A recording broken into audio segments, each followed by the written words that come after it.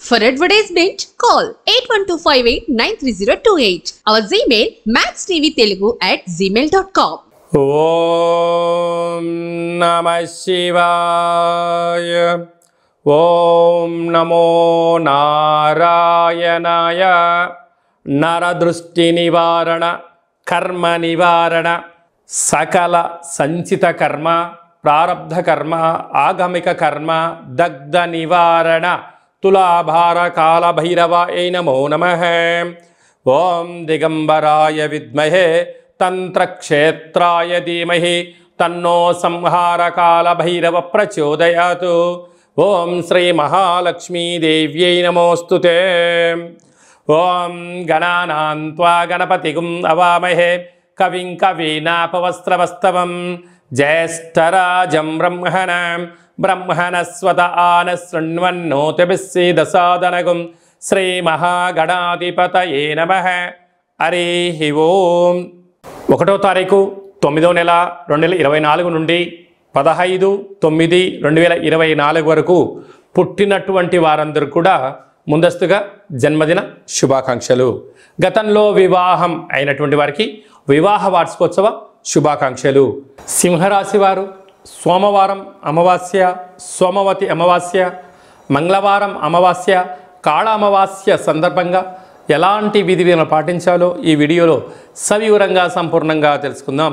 సింహరాశిలో ఏ నక్షత్రాలు వస్తాయనగా మఖా నక్షత్రంలోని 4 పాదాలు, ఉబ్బా నక్షత్రం 4 పాదాలు, ఉత్తరా నక్షత్రంలోని 1 పాదం కలిపితే సింహరాశి అవ్వడం జరుగుతుంది.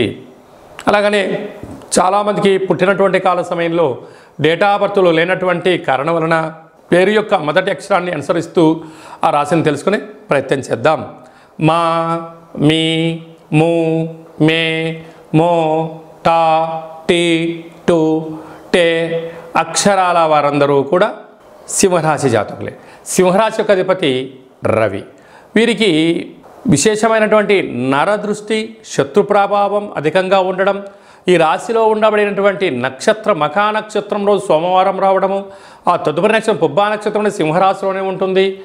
ఆ రోజు మంగళవారం రోజు అమావాస్య రోజు రావడం, అలాగనే రాశాధిపతి రవి స్వక్షేత్రకంగా ఉంటూ ఉండడం, అలాగనే ఏకాదశి స్థానంలో లాభస్థానంలో కుజుడు సంచారం చేయనప్పుడు వీళ్ళు అనేక రకాలమైనటువంటి శత్రుబాధ, ఈతి బాధ, నరదృష్టి, దుష్టగ్రహాల యొక్క పరిస్థితి ఉంటుంది కనుక వీటిని తొలగించుకునే మానవ ప్రయత్నం చేసుకోగలగాలి. కనుక ఈ అమావాస్య రోజున ఒక తెల్లటి గుమ్మడికాయను కానీ, కొబ్బరికాయను కానీ, ఎర్రటి గుమ్మడికాయను కానీ సగభాగానికి కట్ చేసి ఇంట్లో పూజా మందిరంలో కానీ మన యొక్క గృహ ఆవరణలో పసుపుతో, బియ్యం పిండితో అష్టదళ పద్మాన్ని వేసి, ఉప్పును పోసి, తెల్ల ఆవాలను పోసి ఈ గుమ్మడికాయను పెట్టి 8 రకాల ఒత్తులు పెట్టి వెలిగించి కూష్మాండ దీపం దగ్గర కాళభైరవ స్వామి వారి యొక్క అష్టోత్తరాన్ని చెప్పుకొని, అలాగనే మనసులో కోరికను కోరుకొని ఆ దీపానికి యథాశక్తిగా నైవేద్యంగా ఏర్పాటు చేసుకొని, అంటే పులగం కానీ,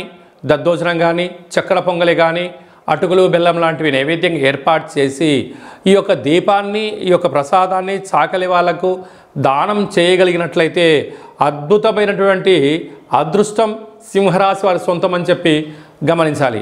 అలాగనే ప్రభుత్వ ఉద్యోగస్తులు, ప్రభుత్వ ఉద్యోగంలో ఉండబడేవారు, సాఫ్ట్వేర్ హార్డ్వేర్ ఉద్యోగస్తులు, ప్రభుత్వ ఉద్యోగంలో నియమితులై ఉద్యోగ ప్రమోషన్ చేయాలనుకుంటున్న వారు, స్వయంవృత్తులు, సేవారంగాలు, వ్యాపారంగ కార్యక్రమాల వారికి కొద్దిపాటి ఇబ్బందికరంగా ఉండినను మనోధైర్యం చేత, ఆత్మస్థైర్యం చేత ముందుకు వెళ్ళగలిగితే అదృష్టం సింహరాశి వారి సొంతం అని చెప్పి గమనించాలి.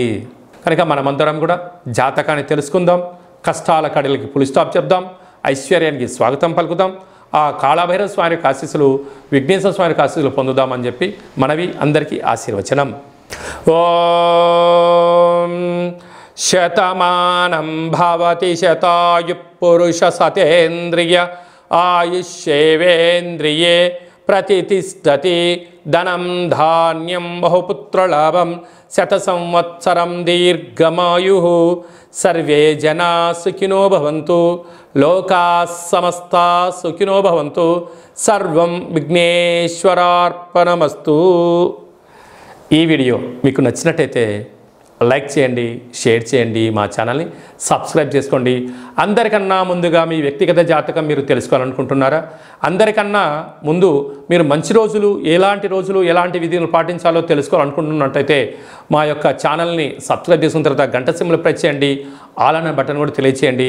ఆధ్యాత్మికమైన ఈ యొక్క కార్యక్రమాన్ని భగవద్బంధువులకు, మిత్రులకు, స్నేహితులకు మీ క్షేమాన్ని ఎవరైతే కోరుకుంటున్నారో, మీరు ఎవరి క్షేమాన్ని అయితే కోరుకుంటున్నారో వారికి ఈ వీడియోను ఫార్వర్డ్ చేసి భగవంతుడి యొక్క ఆశీస్సులు పొందగలరు.